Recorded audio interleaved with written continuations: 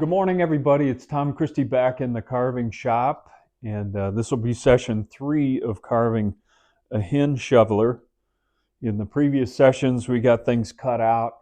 We got the head shaped up. In this session, we'll add the bill details and install the eyes and see how far we get. If we get beyond that point, we'll start working on the body, but I'll probably save that for a separate session so that these are kind of divided into logical segments. If you're enjoying my channel and getting value out of it, please hit the subscribe button. That does help me out. It's totally free. I'll keep it that way. This channel is being built to encourage people to give carving wildfowl a try. And hopefully some of you are getting value out of it out there. The feedback has been very positive. So thank you for that. Let's get going on the bill details. Welcome back.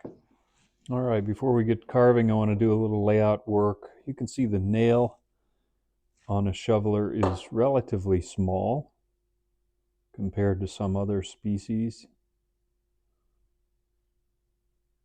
So pencil that in. And then these structures on the edge of the bill are fairly large. So I'm going to give myself a guideline here to get started.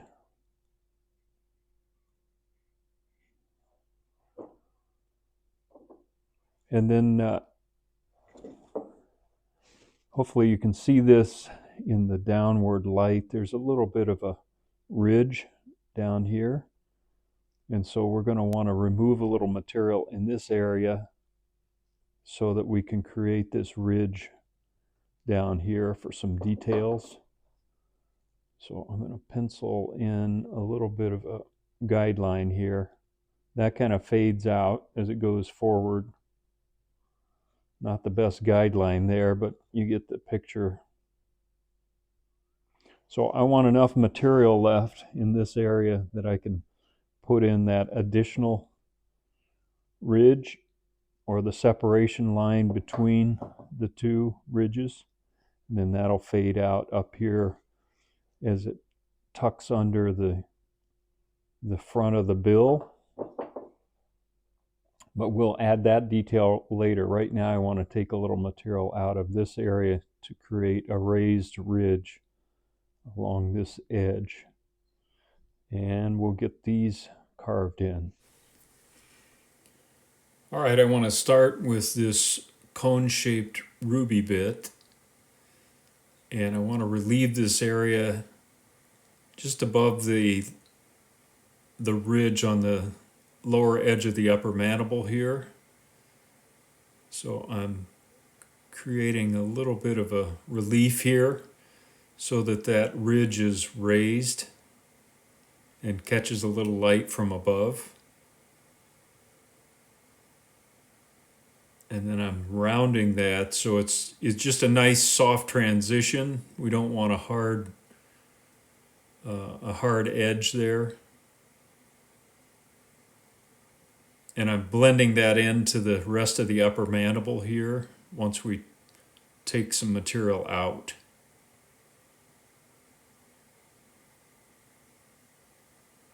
Again, just kind of smoothing that area and making sure there's definition around that. Hopefully you can see a little bit of that in the light. Do the same thing on this side, following that guideline.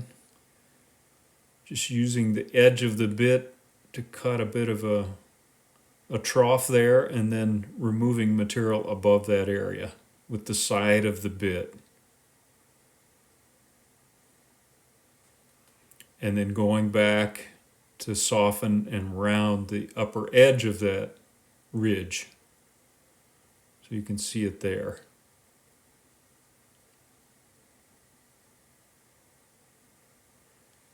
Now I'm going to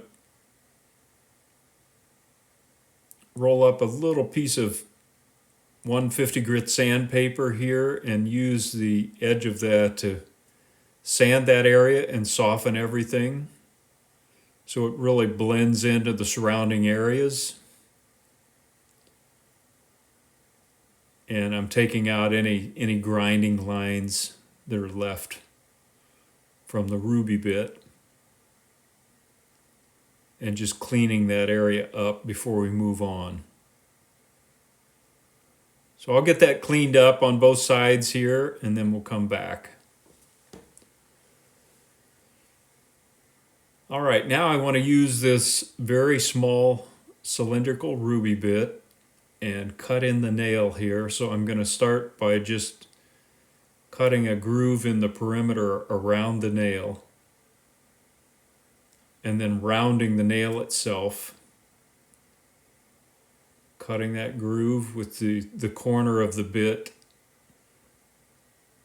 to match up, and then using the side of the bit to round the nail. And then I'll use the side of the bit to round the surrounding areas and take that down just a little bit lower than the nail. It's pretty slight, but enough that there's some definition there.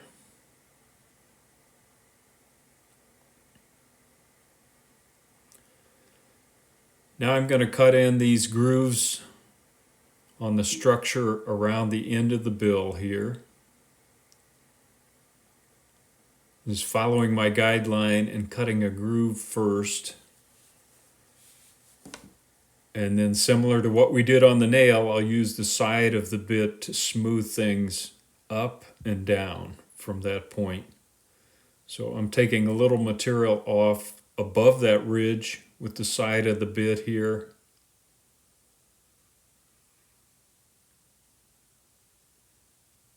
And that goes right into the nail, the side of the nail.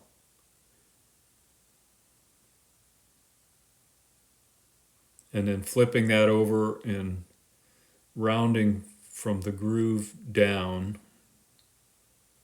so that we have a nice soft ridge developed there.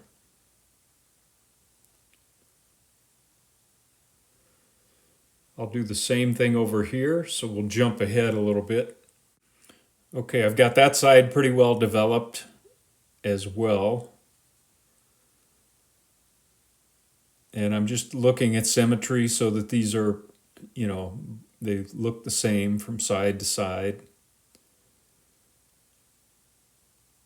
And that looks pretty good. Now I'm going to fold up a little piece of 150 grit sandpaper and create a corner that I can use to get into that groove and sand all of the grinding marks out above and below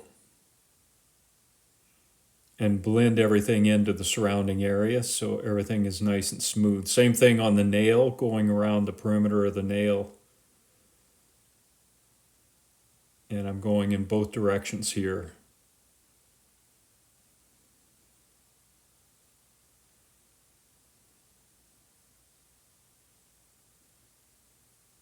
So I'll get that sanded and then come back. Now I'm going to use my pencil and follow the grooves and the work that I've done here. And as with other areas, this just helps me look at symmetry, makes everything a little more visible.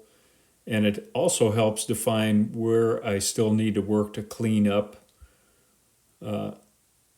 in these areas.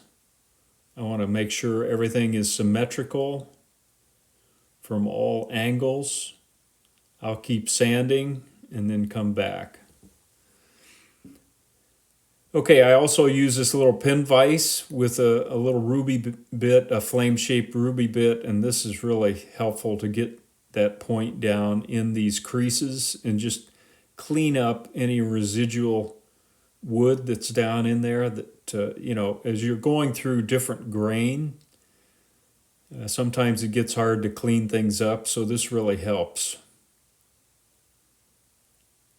Now I want to pencil in this little groove on the lower edge of the upper mandible that extends out to the lobe here.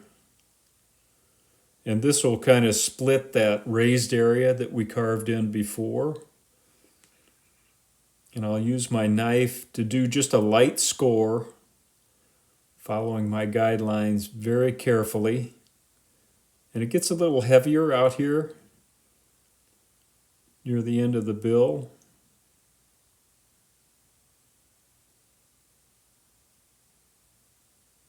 Just taking my time, and again, we don't have to go very deep, but this will give us a little guideline for the grinding bit to create that groove. So I'll use this very small ruby cylinder, and using that scored knife line, I just use the corner of that bit to follow that knife line and create a little bit deeper groove here.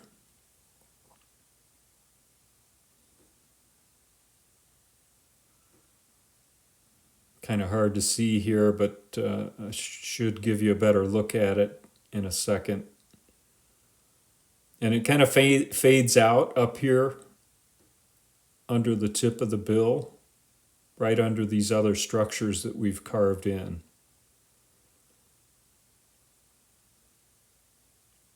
And now I'm going to go in both up and down and kind of soften the edge of that groove that I've carved.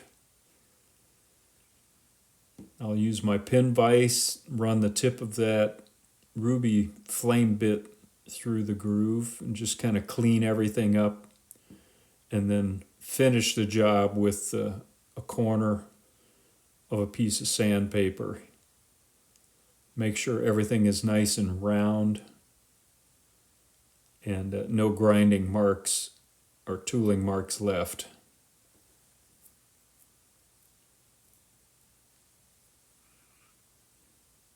And I'm doing that in both directions again, both downward and then upward on the upper mandible. There's a little better look at the groove. I'll do the same thing on this side and then come back.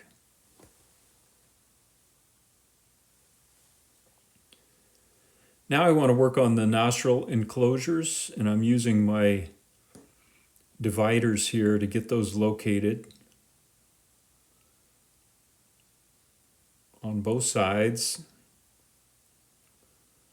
And I want to get a length of that enclosure and transfer that to the carving. Just a little pinpoint gives me a guideline then as I'm penciling.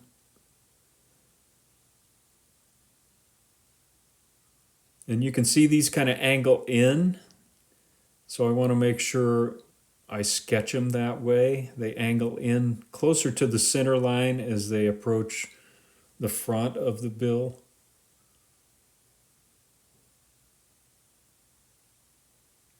And then they're shaped kind of like this. I'm looking at symmetry again. And the pencil marks make it a lot easier to make those adjustments now before I get things carved in. It's tough to move one of these nostril enclosures after you've done the carving. There's just not much material to work with here, so it needs to be pretty precise, and that's why I do everything in pencil first. So I'm cutting a little groove around the perimeter of the nostril enclosure with the edge of that small cylindrical ruby. And then I'm going to use the side of the ruby to remove material surrounding the enclosure so that it ends up a little bit raised from the surface around it. It's not a very bold structure, at least on the reference bill that I have, so I'm going to keep this pretty subtle.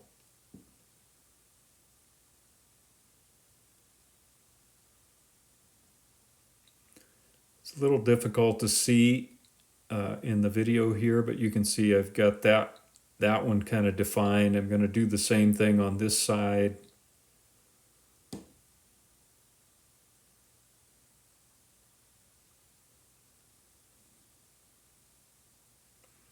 And I'm rounding the nostril enclosure itself as well, once I get the surrounding area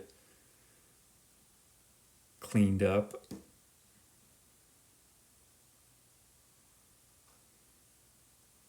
Okay, that looks pretty decent. I'm going to pencil this in. Take a look at size, location, symmetry. Make sure I'm happy with the way it looks from the front, also from the top down.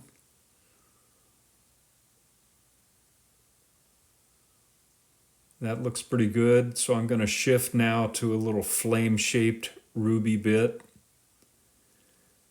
And I can use the point of this bit to really clean up the nostril enclosure and the area surrounding it. I'm using the tip of it to dive a little deeper down in the lower area of that enclosure. So there's a little more definition down there. And then I can use that kind of the rounded nature of the rest of this bit to really smooth things out in the surrounding area. And the rounded shape of this flame bit helps me do that. So I'll do some sanding, clean things up. I'll also use my pin vise like we did in the other areas, and that can really help me clean things up on these nostril enclosures. I'll get them smoothed out and ready to go. Now I want to locate the nostril opening itself. Transfer that with my dividers. And you may choose to eyeball a lot of this stuff. I know I'm kind of meticulous using dividers. I could eyeball this, but it's just what I've gotten used to, and it helps me assure that I get things correct and maintain that symmetry. It's so easy to get these off. I just have gotten used to doing it this way. Maybe overkill. Now I'm penciling in the nostril itself. And again, by penciling it in, we can get a look at it, make sure everything looks right and level. And one nostril's not in front of the other, all of those things. And I'll shift to this tiny little ruby ball that works really well for this nostril opening.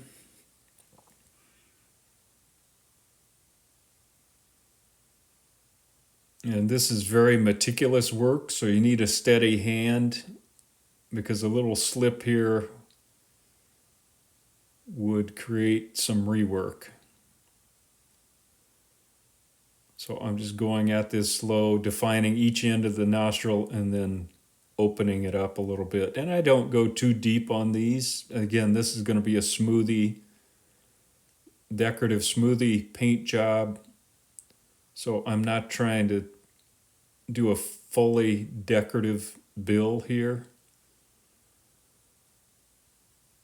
Now I'm just going to knock off the loose material and pencil in the nostrils and see if I need to make any final adjustments to their positions or the shapes.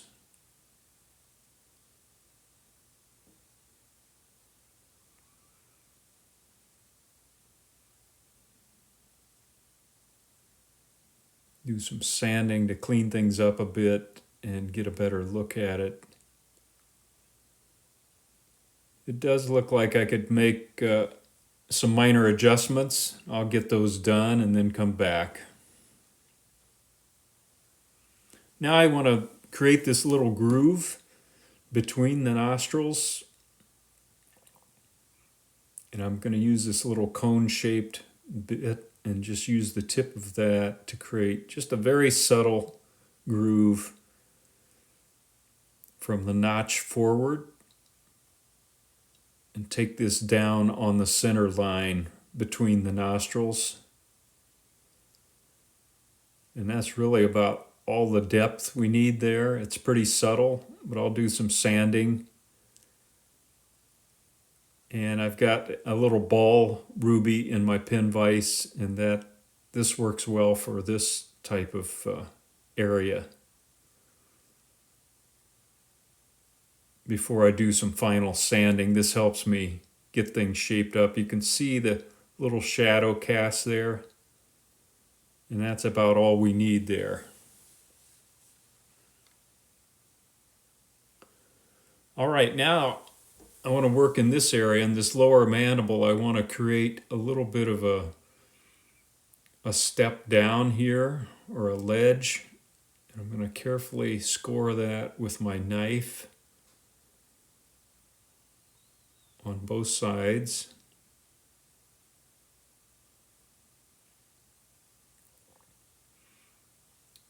And that knife line will just give me a nice clean line as I grind material down below this area.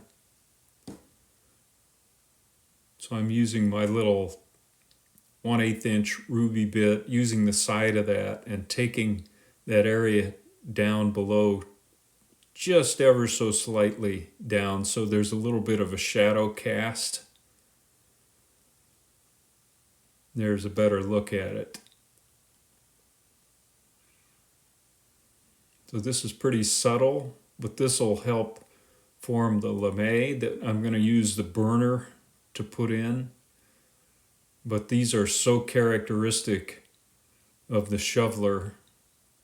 I want to put that little detail in there. Again, I can use the tip of my ruby bit in the pin vise and really clean that up. And it starts up in the corner here and then goes all the way down to the bottom of the lower mandible as you go forward. Now I'm going to use my wood burner, and starting in the corner here, I'm going to put the lame in place. Just a slight backwards angle on these.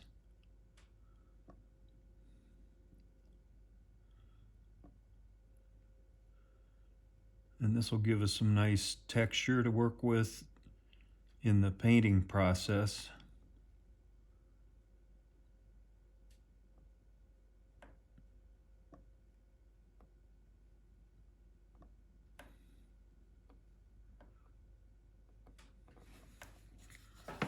And that little ridge gives us a little definition on the lower edge of those.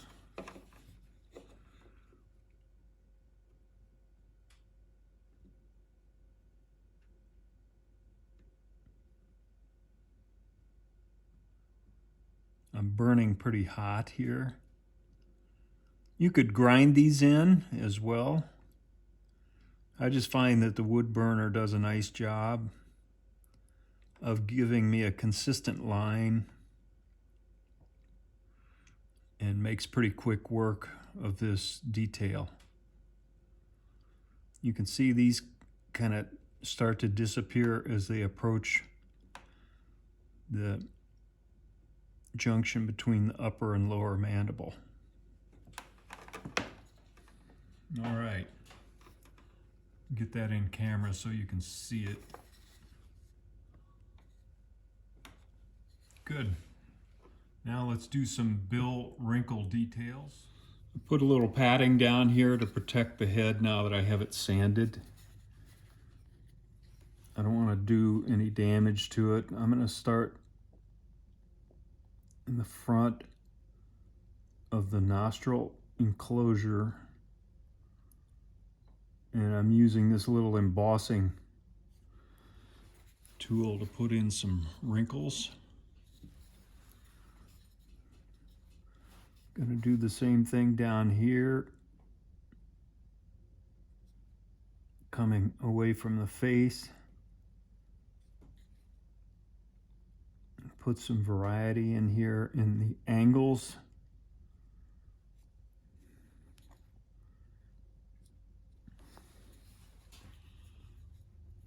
kind of like that, and then I'll work back over those to take off any edges, because we want these to be nice and rounded.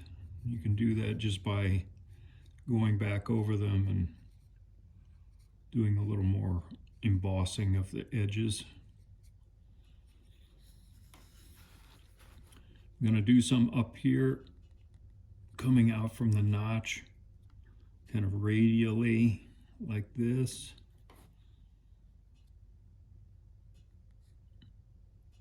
You can run into differences in grain hardness, and sometimes that can be a challenge in this embossing. So you may have to work over it a few times to get some depth. Like that's a real hard spot right there, for example, in the wood itself.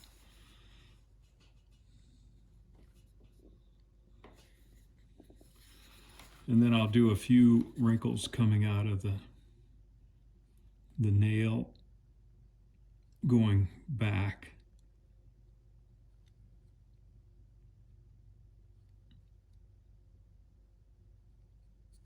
You have to press fairly hard, so I'm using both hands.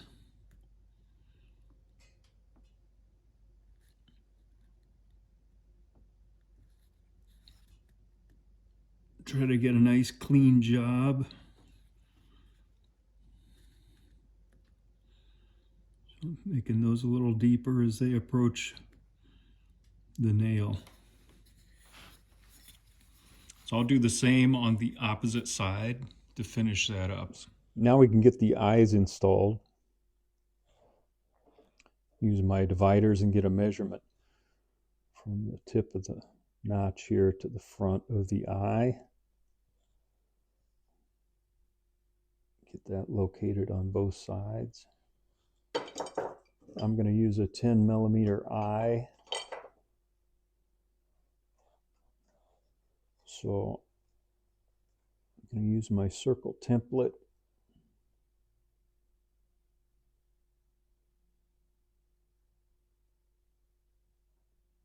Get those marked on there.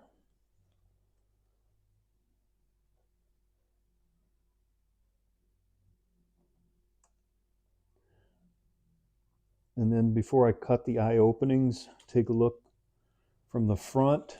And you're not going to be able to see this in the camera, but I'm just making sure I've got the eyes as level as possible before I start using the gouge. And then I'm going to use a little 1/4 inch gouge and open up the eye opening very carefully.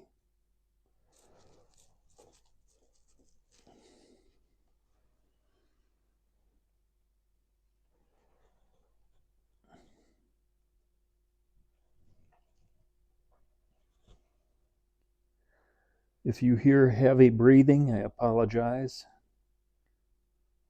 Let's take some effort to press that in and then pop out the material. So I'll get that done on the other side as well. I'm using a 2-part epoxy sculpt, water-based epoxy putty, and kneading those parts together. I'm going to use Michael Braun eyes, MRB decoys. Michael is a world champion carver who's doing a great job providing high quality eyes to the carving community. And Mike doesn't pay me to say that, but he's become a friend, and I'm glad that he's making these beautiful eyes for the carving community. A little shout out to Michael. All right, I've got that kneaded to where it's a consistent color. I've got some water here. I'm going to dampen the eye hole with an old brush just to help promote bonding in there, and press in the material, the epoxy sculpt, And then I'm going to press in the eye, and I'm going to crowd the front so that I maintain this dimension that we marked out for the front of the eye. And this takes some pressure to push the eye into the epoxy sculpt and get it positioned correctly. And I want a little downward cant in the eye and a little forward cant. And I want to be able to see the eye from the front of the bird when it's in its final position. Then I've got that about where I want it. Press it in just a little bit more, I think. Now I'm going to take a little additional material, put it above and below.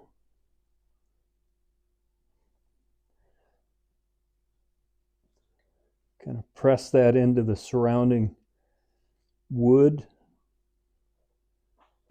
and set that aside and use my finger with some water on it to go ahead and shape the epoxy sculpt and really press hard and blend it into the surrounding area. And right now I'm covering up the eye. I'm not worried about that. I just want to get a nice blend into the surrounding area so that I don't have to do a lot of sanding when I'm done and when the epoxy sculpt is cured.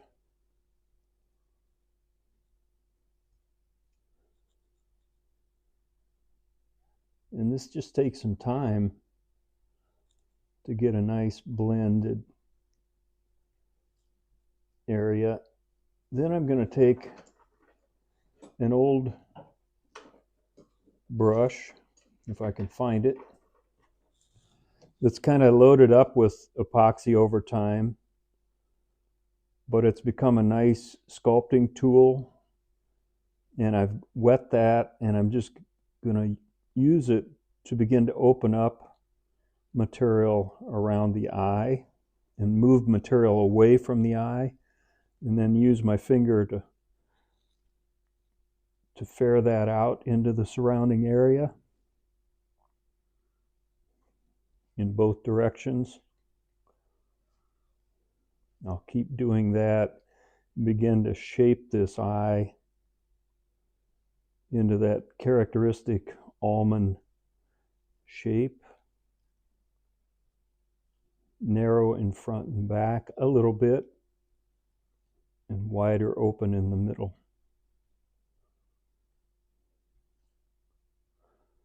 So that kind of gives you the process. I'll take some time.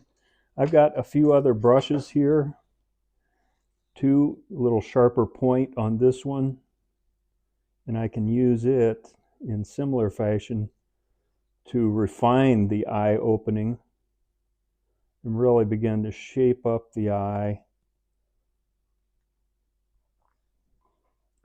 And I can do some final sculpting of the eye opening after the epoxy sculpt is cured, but I want to get it 95% of the way there now, so I don't have to do much of that later, if that makes sense.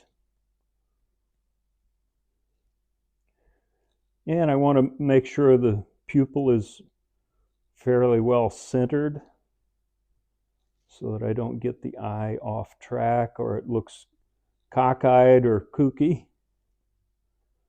Those are both technical terms. Not. Okay, I'll keep working that. We're getting close. And I'll get the other eye installed as well, and then we'll come back.